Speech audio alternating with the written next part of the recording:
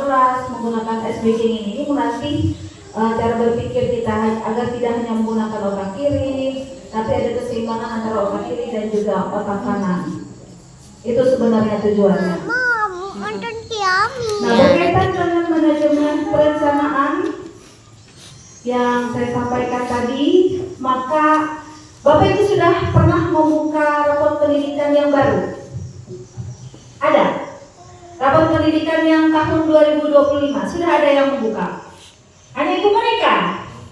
Yang lain belum? Yang lain belum? Oh, ya, oke. Nah, jadi dalam perencanaan pembelajaran ini kita seharusnya berdasarkan dari data. Kita seharusnya membuka rapor pendidikan kita, agar dari rapor itu kita mengetahui akan permasalahan yang kita hadapi di dalam kelas. Karena belum membuka, saya mengajak kita membuka hari ini. Kita lihat dulu. Ini rapor pendidikan kita tahun 2024 dan 2025 sebenarnya semua warnanya hijau. Tepuk tangan dulu. Artinya sekolah kita bagus, hijau semua. Tidak ada yang kuning, apalagi warna selain kan ya, hijau. Hanya bisa kita lihat pada bagian kemampuan literasi, numerasi, dan karakter. Itu ada mengalami penurunan. Mengalami penurunan dari tahun 2024. Kalau di tahun 2024 pada kemampuan literasi itu 90, di sini rasanya 80-an itu kemarin. Nah, tahun ini, tahun 2025 itu ada mengalami penurunan kemampuan literasi ada 0,06, kemampuan literasi turun 17,97, kemudian karakter itu 0,09. Sedangkan untuk iklim keamanan satuan pendidikan itu mengalami kenaikan. Iklim kebinekaan yang tahun kemarin mengalami penurunan itu mengalami kenaikan, dan kualitas pembelajaran.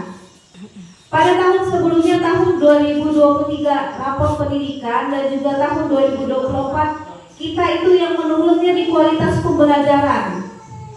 Setelah kita kita sama-sama mendorong, akhirnya apa? Kualitas pembelajaran kita mengalami kenaikan atau baik 1,44.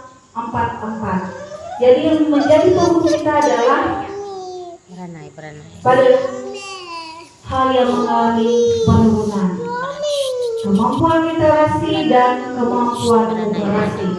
Apa dampaknya? Ini dampaknya Bapak Ibu. Ketika kita melihat rapor pendidikan tadi, ini hasil analisisnya.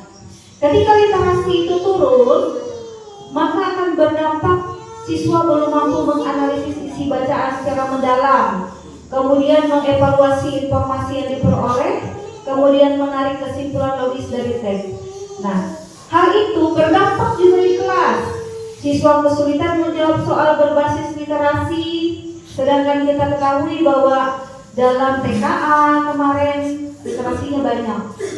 Nah, ini dampaknya. Ketika siswa tidak bisa, maka mereka akan mengalami kesulitan. Ketika diberikan bacaan yang banyak, mereka hanya membaca tapi tidak bisa memahami dari bacaan tersebut. Kemudian pemahaman materi tematiknya rendah, kemudian siswa cenderung menghafal, bukan memahami. Sedangkan dalam kurikulum pembelajaran mendalam, dalam pendekatan pembelajaran mendalam apa? Berkesadaran, apa lagi? Bermakna dan berarti kan belum sampai menulis itu. Tripod Ini, boleh bisa. Ketika numerasi kita turun, dampak ini siswa belum mampu menyelesaikan soal numerasi berbasis konteks nyata, kemudian menghubungkan konsep matematika dengan kehidupan sehari-hari, menjelaskan proses berpikir dalam menyelesaikan soal. Kemudian dampaknya apa? Pembelajaran masih dominan prosedural, siswa kurang terlatih berpikir kritis dalam matematika. Kemudian rendahnya kemampuan mereka menyelesaikan soal notes. Kemudian mengenal langkah penyelesaian soal secara logis. Dampaknya itu siswa cenderung menghafal bukan memahami. kemudian kesulitan pada soal kos dan rendahnya kepercayaan diri dalam pelajaran matematika. Itu dampaknya ketika rapot pendidikan kita. Nah di sini dari beberapa hal yang saya sampaikan tadi berkaitan dengan rapot pendidikan, menurut Bapak Ibu yang paling terlihat dari data di atas di kelas Bapak Ibu masing-masing, yang mana yang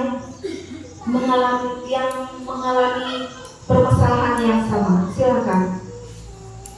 Saya mau mendengarkan setiap kelas untuk menyampaikan permasalahannya. Apakah data ini sesuai dengan kondisi kelas Bapak Ibu?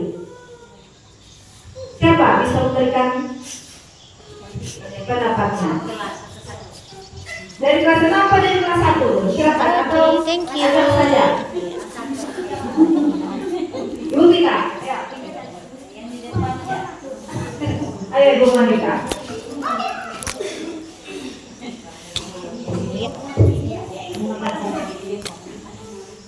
Dari hasil rapor pendidikan kita kemarin itu sangat sesuai. Kenapa? Karena saya sebagai guru kelas, saya melihat kadang memberi soal untuk anak itu mereka hanya bisa membaca tapi tidak memahami. Jadi kadang saat menjawab soal itu kadang nggak nyambung. Seperti bilang Bapak Edi, pertanyaan ke timur jawab ke barat, karena pemahaman mereka tentang materi pelajaran tentang soal itu mereka belum sangat paham sekali. Baratnya kalau berpikir kritis itu masih belum, karena sudah saya usahakan bagaimana memberi pemahaman kepada mereka tentang soal apa yang saya berikan kepada mereka. Kadang mereka juga masih bingung. Jadi kalau bertanya ini Bu gimana jawabnya, jadi diarahkan seperti ini. Kalau menurut kalian gimana? Kalau begini arah-arahnya belum tahu bilang mereka. Jadi seperti itu. Pemahaman mereka tentang pertanyaan yang kita berikan itu masih sangat rendah sekali. Memang bisa membaca, tapi menurut saya bila saya dengan anak-anak bisa baca bukan berarti kalian hanya bisa membaca